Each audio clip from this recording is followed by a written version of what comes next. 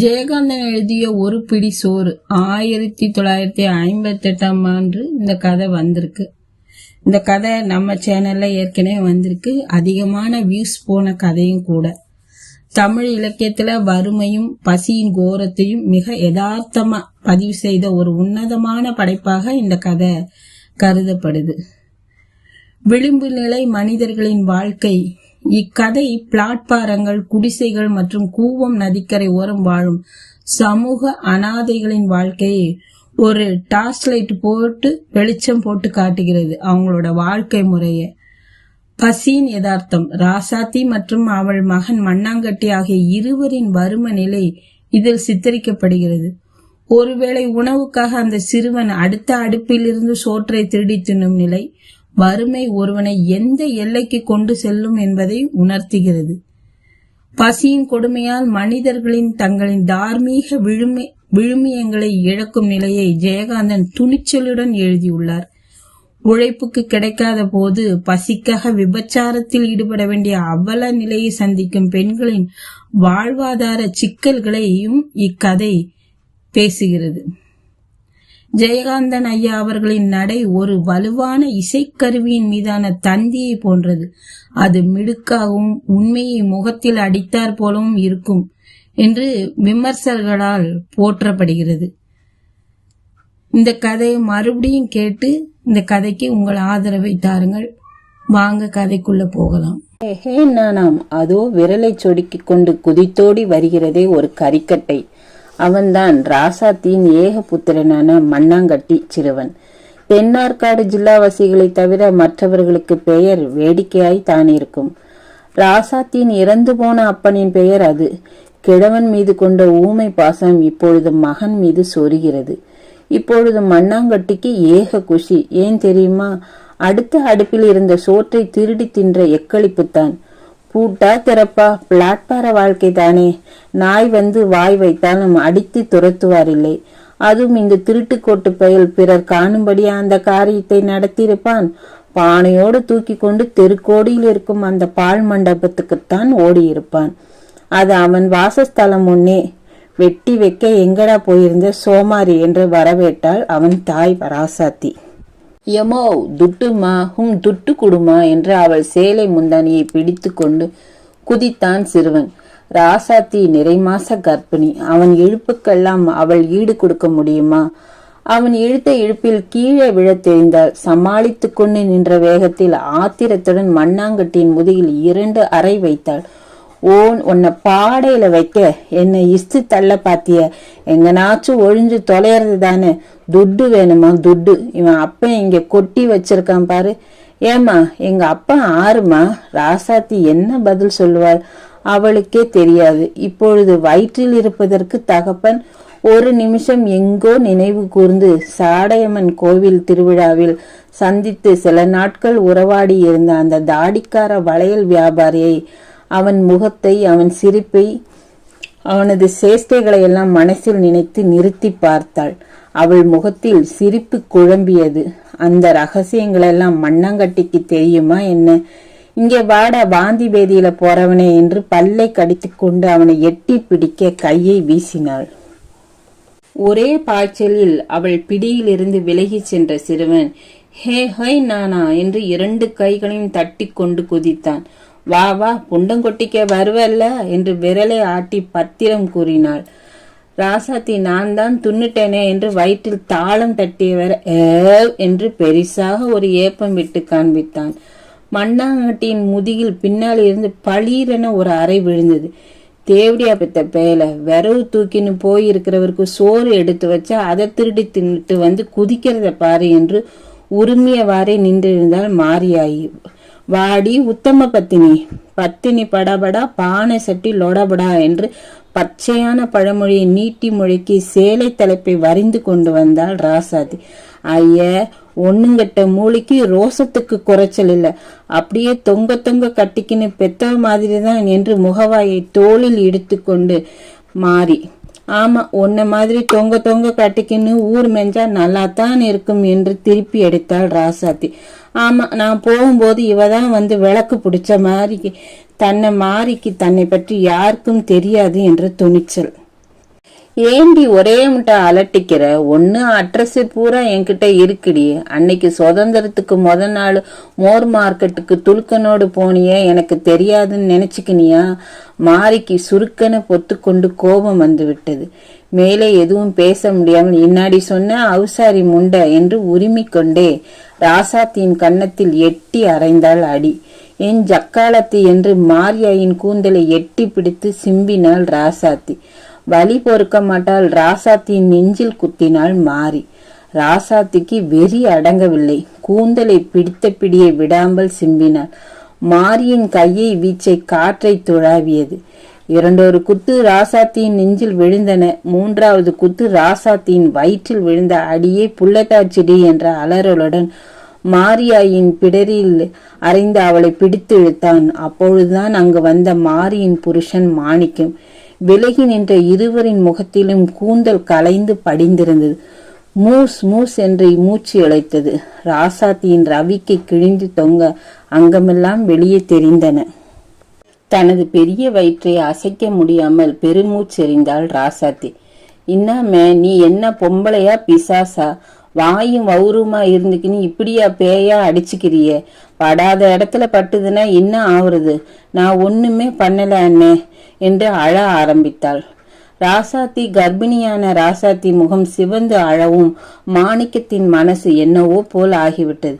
போமே ராட்சசி என்று தன் மனைவியை பிடித்து இழுத்து தள்ளி கொண்டு போனான் மாணிக்கம். நீயும் வேற என்ன அடிக்கிறியா? அடி அடி. அந்த தேவடியா பெத்தது உனக்கு வச்சிருந்த சோத்தை துண்ணுட்டு போயிடுச்சு. அத கேட்க வந்தா அவ என்ன அங்க போனவளே இங்க போனவளேன்னு பேசுற. நீ வேற என்ன அடிக்கிற? நான் ஏன் தான் பொண்ணா பிறந்தனோ என்று நீட்டி முழக்கி ஒப்பாரி வைக்க ஆரம்பித்து விட்டாள் மாரி. அத வாரிக்கிட்டு பூட, அதுதான் திருட்டு கொட்டா நிக்குதே. நான் எலும்ப முறிச்சு பாடுபட்டு கஞ்சி ஊத்துறேன். இப்படி திருடு தின்னுட்டு வம்பு வலிக்குதே வருதே. இன்னைக்கு வரட்டும். கழுத்தை முறிச்சு கூவ ஆத்துல நொந்திடுறேன் என்று கருவினாள் ராசாத்தி. ராசாத்தின் அடி வயிற்றில் சுருக்கென வலித்தது. வயிற்றை அழுத்தி பிடித்து கொண்டு தனது கூட்டினுள் போய் படுத்து கொண்டாள். சட்டை பையில் இருந்த 2 அணாவை தடவி பார்த்து கொண்டே நாஸ்டா பண்ணுவதற்காக டீ கடையை நோக்கி நடந்தான் மாணிக்கம். இந்த சந்தடியில் மண்ணாங்கட்டி பயல் எங்கே போனான் என்று யாரும் கவனிக்கவில்லை. ராசாத்திக்கோ மாரியாய்க்கோ விபச்சாரம் என்பது தொழில் அல்ல. அவர்கள் வாழும் பிளாட்பாரத்தின் எதிர்ப்புறத்தில் இருக்கும் விறகு கடையில் விறகு சுமந்து செல்வது, லாரியில் வரும் விறகு கட்டைகளை இறக்கி கடைக்குள் அடுக்குவது, இவைதான் பிரதான தொழில். அந்த வேலைகள் இல்லாத சமயத்தில் வேறு ஏதாவது கூலி வேலை, அதுவும் இல்லாத சமயத்தில் மிகவும் வறட்சி ஏற்பட்டு நல்ல கிராக்கியும் சான்ஸும் அடைத்தால் வேறு ஏதாவது. அந்த கோழிப்புறையில் நீட்டி படுத்திருந்த ராசாத்தியின் அடிவயிற்றுக்குள் என்னவோ சிறுக்கென்றது.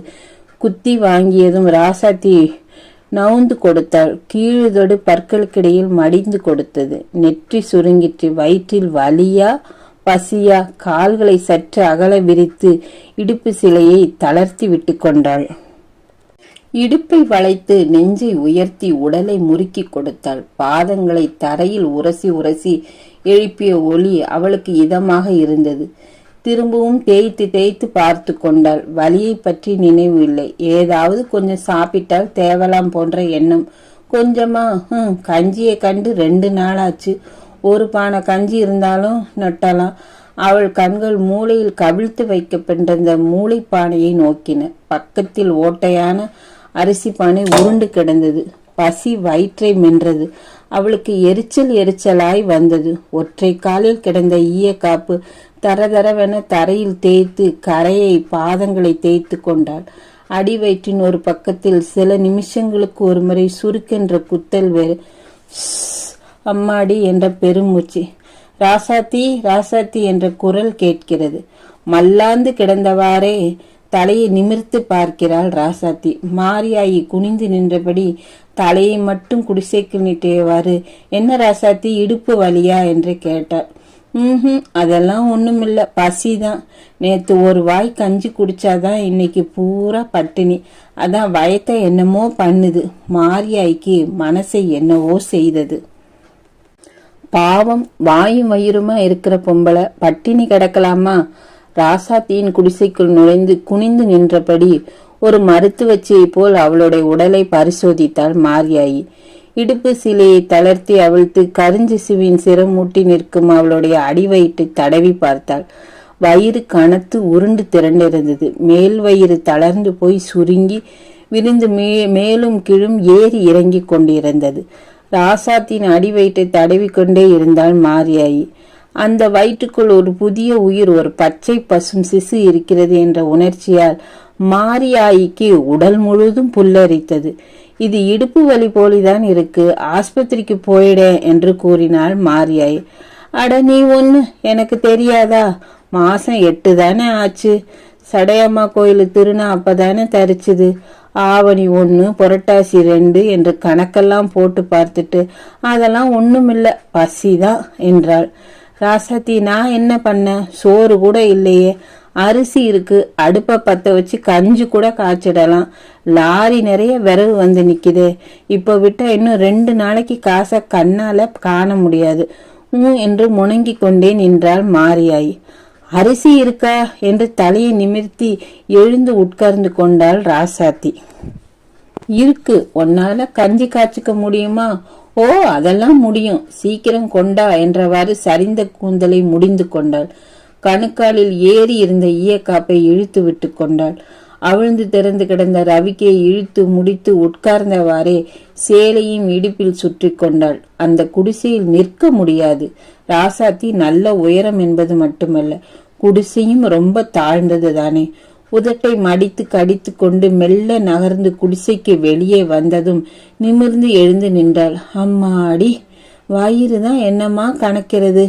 மாரியாயி பழம்பானையில் இருந்த அரிசியை ஒரு தகர குவளையில் கொட்டி ராசாத்தியிடம் கொடுத்துவிட்டு மூளைக்கு ஒன்றாய் சிதறி கிடந்த அடுப்பு கற்களை குடிசைக்கு வெளியே சேர்த்து வைத்து அடுப்புக்கு பக்கத்தில் கிடந்த சுள்ளிக்கட்டிலிருந்து ஒரு பிடியை சுள்ளியை இழுத்து ராசாத்தியிடம் கொடுத்தாள். சீக்கிரம் காய்ச்சி குடி, நான் போயிட்டு வந்துடுறேன் என்று குரல் கொடுத்து கொண்டே விறகு கடையை நோக்கி ஓடினாள். மாரியாயி உருண்டு கிடந்த சோற்றை பானையை கொண்டு தண்ணீர் பிடிக்க போனாள் ராசாத்தி. குழாய் அடியில் ஒரே கூட்டம். ராசாத்தியினால் நிற்க முடியவில்லை. ஒரு கால் மட்டும் விடவிடவெட நடுங்கிற்று. அடிவயிற்றில் சுருக்கென்ற அந்த வலி அம்மா என்று பெருமூச்சு விட்டபடி உட்கார்ந்து விட்டாள். பாவம் புள்ளத்தாச்சு பொம்பளை, ஒரு பானை தண்ணி விடேன் என்றாள் ஒருத்தி. தண்ணீர் பிடித்து கொண்டிருந்த பெண் ராசாத்தியை பார்த்தாள். ஒரு பானை வேணாம், பாதி நிறைஞ்சா போதும் என்றாள் ராசாத்தி. அவள் பசிக்கு எவ்வளவு நேரம் காத்திருக்க முடியாது என்பது மட்டுமல்ல, அவள் வலிக்கு ஒரு பானை தண்ணீரை சுமக்கவும் முடியாது அல்லவா. சரி, இந்த பாவம், நீ ஏன் காத்து கிடக்கணும் என்று தன் பானையில் இருந்த தண்ணீரை ராசாத்தியின் பானையில் ஊற்றினாள் அவள். பானையை தூக்கி இடுப்பில் வைக்கும்போது ராசாத்தியின் நெற்றி சுருங்கிற்று. பற்களை கடிக்கும்போது நெரு நெருவென்று சத்தம் கேட்டது. ஒரு கால் மட்டும் வெடவெடவெடன் அழுங்கிற்று. அதோ இன்னும் 10 அடி வைத்தால் அவளுடைய இடத்திற்கு போய்விடலாம். 1, 2, 3, இடுப்பில் பானை நிற்க மாட்டேன் என்கிறது. கை வலிக்கிறது, காலில் நடுக்கம் அதிகரிக்கிறது. பானை நழுவி கீழே விழுந்து விடாமல் அப்பா, பாதி வழியிலே பானையை இறக்கி கீழே வைத்துவிட்டு உட்கார்ந்து கொண்டாள். தலையை அண்ணாந்து வானத்தை நோக்கி ஒரு பெருமூச்சு. ஈயக்காப்பு தரதரவென உரசும்படி பாதங்களை தரையில் தேய்த்து கொள்கிறார். லேசாகத்தான். அம்மா வயிற்றில் என்ன பசியா வலியா? இரண்டும் தான். இல்லை இல்லை, பசிதான்.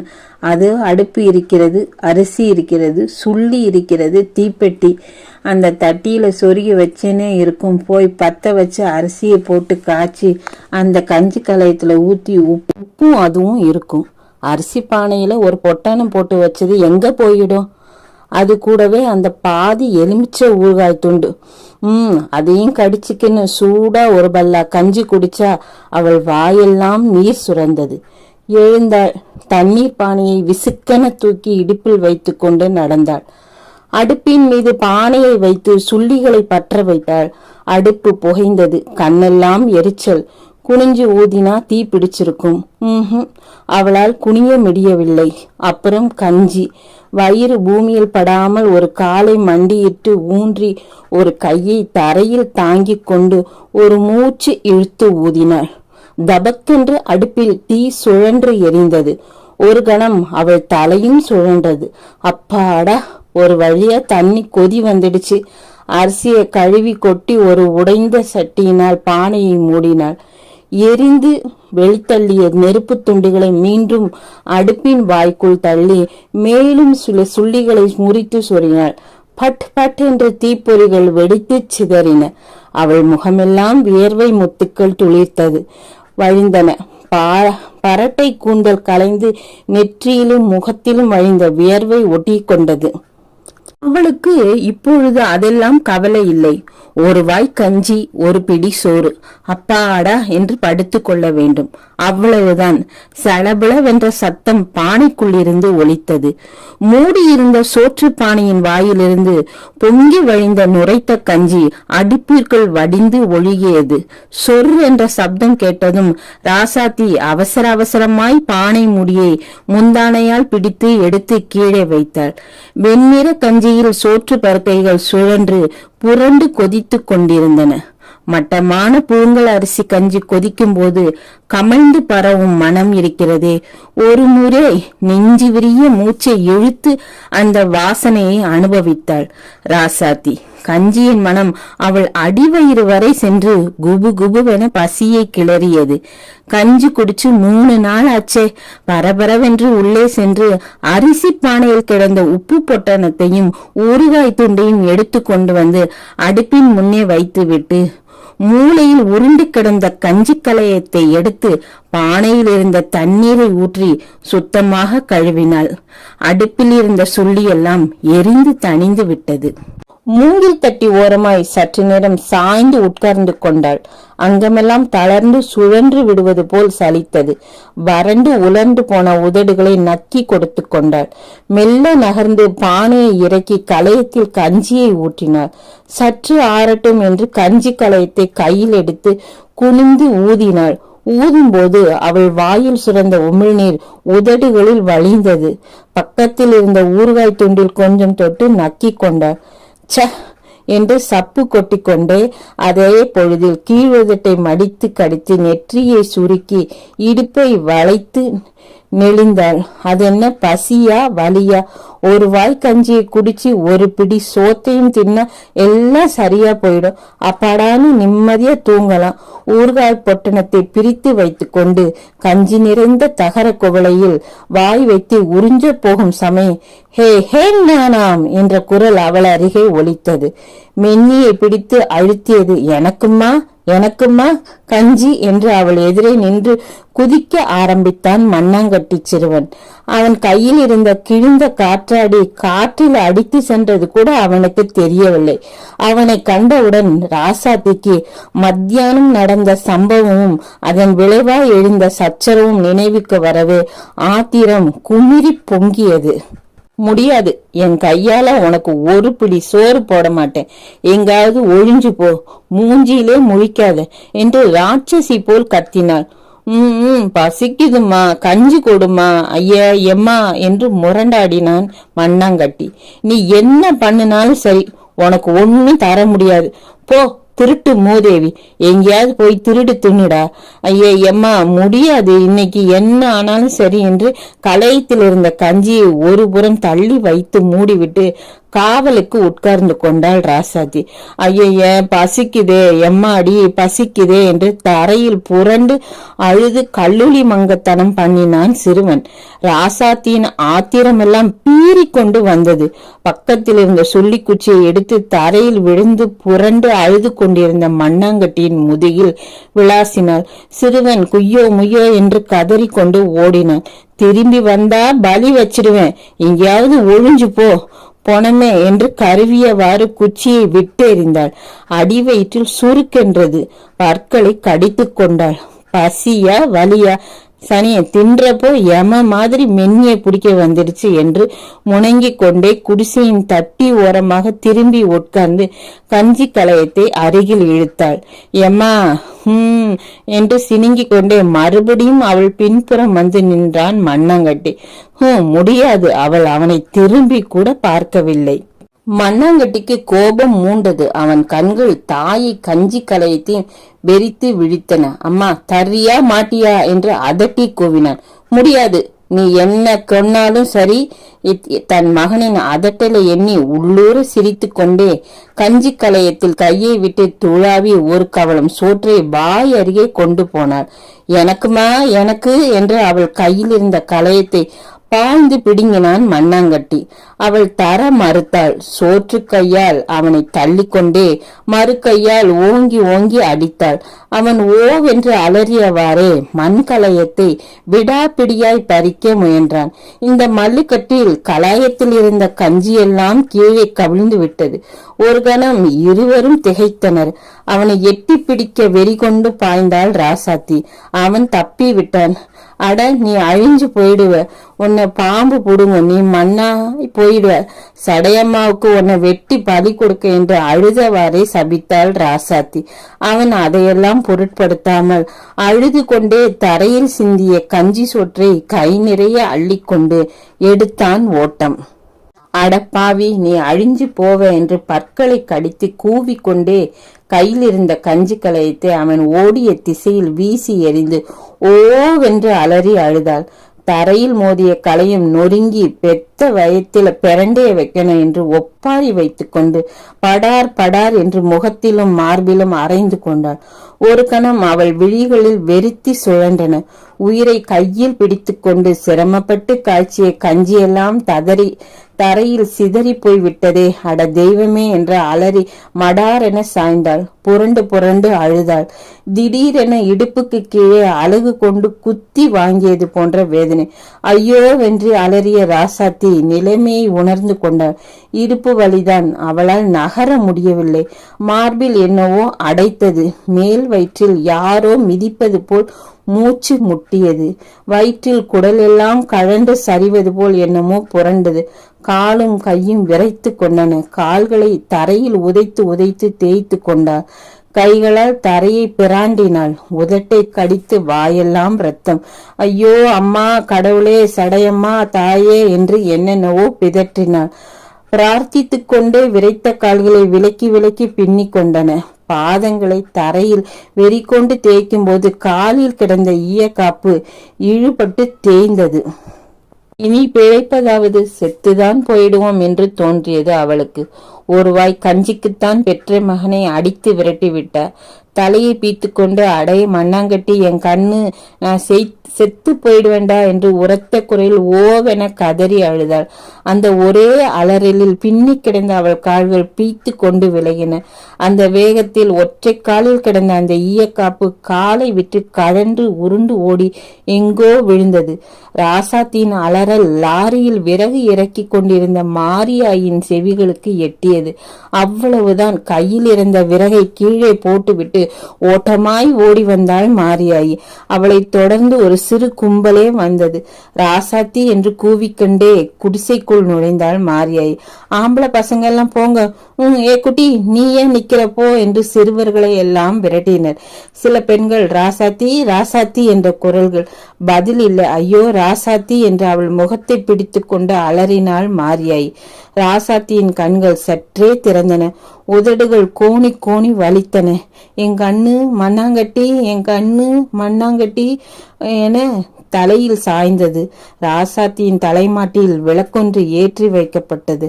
அவள் உடல் மீது, அவள் உடலிலிருந்து பெருக்கெடுத்த உதிர வெள்ளத்தில் குழம்பி கிடந்த உயிரற்ற பிண்டத்தின் மீதும் அந்த அகல் விளக்கின் ஒளியும் அங்கே சூழ்ந்திருந்த மனிதர்களின் நிழலும் ஆடி சிதைந்து படிந்து படர்ந்தன. திடீரென அடி எம் பொறவி ராசாத்தி என்ற மாரியாயின் ஒப்பாரி குரல் பயங்கரமாக ஓலமிட்டது. இரவெல்லாம் எங்கோ கிடந்து தூங்கிவிட்டு பகலெல்லாம் எங்கெங்கோ அலைந்து திரிந்த பின் மாலையில் தாயிடம் திரும்பி கொண்டிருந்தான் மண்ணாங்கட்டி. தெருமுனையில் வரும்போதே குடிசைக்கு பக்கத்தில் கூடி நின்ற கூட்டத்தை பார்த்துவிட்டு ஓடோடி வந்தான். கூட்டத்தை விலக்கி கொண்டு தாயை பார்த்து எம்மா என்று அலறி வீழ்ந்தான். எம்மா எம்மா எம்மா, இதே குரல் நாள் முழுதும் விம்மி விம்மி ஒலித்தது. மண்ணாங்கட்டி சிலையாய் அமர்ந்திருந்தான். கேவி கேவி மூச்சு இழைத்தது. பிரமை தட்டி பொறி கலங்கி உட்கார்ந்திருந்த அவனை கட்டி பிடித்து கொண்டு கதறி அழுதாள் மாரியாயி. அவனை கதற கதற விட்டுவிட்டு அவன் தாய் போய்விட்டாள். இல்லை, தூக்கி கொண்டு போய்விட்டார்கள். இரவு மாரியாயின் அடுப்பு புகைந்து அடங்கிவிட்டது. புருஷனுக்கு சோறு போட்டால் அவள் மனசில் என்னவோ திக்கென்றது. பாவம், இனிமே எங்க போய் அம்மா பசிக்குது சோறு போடுன்னு கேட்பான். மண்ணாங்கட்டிய பார்த்து கூட்டியா மச்சான், அவனை பார்க்காம என்னால ஒரு பிடி சோறு துண்ண முடியாது என்று அழுதாள் மாறி. சோற்று தட்டில் கையை உதறிவிட்டு மாணிக்கம் எழுந்து ஓடினான். அதோ அதோ, டே மண்ணாங்கட்டி என்று கூவிக்கண்டே ஓடுகிறான். ஆனால் அது வேறு யாரோ. டே மண்ணாங்கட்டிய பாத்தியாடா? இல்லையே. அவனை பாத்தியா? நீ பாத்தியா? சுடுகாட்டுக்கு போறேன்னு போனா. சுடுகாடா? மண்ணாங்கட்டி மண்ணாங்கட்டி. மாணிக்கம் ஓட்டமும் நடையுமாக சுடுகாட்டுக்கு சென்று கொண்டிருந்தான். போகும் வழியில் அதோ சடையம்மன் கோவில். யார் அது? அவனா? மண்ணாங்கட்டியா? மண்ணாங்கட்டி. ஆமாம், அவனேதான். ஓடி வந்த மாணிக்கம் அவனை வாரி அணைத்து கொண்டான். வாடா போவோம் என்று அவனை இழுத்தான். மாணிக்கம் அம்மா அம்மா என்று உணர்ச்சிகள் வெடித்து சிதறி குழம்பிய குரலில் அலறியவாறே மாணிக்கத்தை இறுக தழுவி கொண்டான். மண்ணாங்கட்டி, என் கண்ணில் அழுவாதடா என்று ஆறுதல் கூறிய மாணிக்கத்தின் கண்களிலிருந்து நீர் பெருகியது. சாப்பிடுறா, என் கண்ணில் சட்டியிலே சோற்றை பிசைந்து கொண்டே கெஞ்சினான் மாறி. அவன் மௌனமாய் வானத்தை வெறித்து நோக்கியவாறு அமர்ந்திருந்தான். சாப்பிடுமா என்று ஒரு பிடி சோற்றை அவன் வாய் அருகே கொண்டு போனாள் மாறி. அவன் அவள் முகத்தை உற்று பார்த்தான். உணர்ச்சியற்ற வெறித்த பார்வை. அவள் கையிலிருந்த ஒரு பிடி சோற்றை வாங்கியது. விழிகள் அந்த கவளச்சோற்றை வெறித்தன. வெறித்த விழிகளில் நீர் சுரந்தது. கையில் இருந்த சோற்றை அருகே இருந்த தகர கிளவில் போட்டு கந்தல் துணியால் மூடி ஒரு பக்கம் வைத்தான். என்னடா இது? எடுத்து துண்ணு. அது எங்க அம்மாவுக்கு. குறும்புத்தனமும் துடிதுடிப்பும் குடிகோடி போய் சாந்தமும் ஏக்கமும் நிறைந்த அவன் கண்கள் மீண்டும் வானத்தை வெறித்தன. கண்களில் நீர் பளபளத்தது. என்னடா அப்படி பாக்குற என்று அவனை பிடித்து உலுக்கினாள் மாறி. அம்மா அம்மா. அழுகையின் குரல் கரகரக்க மாரியை பிடித்து அணைத்து கொண்டு கதறினான் மண்ணாங்கட்டி மகனே என்று அவனை உச்சி மோந்து இறுக தழுவி கொண்டு அழுதாள் மாறி.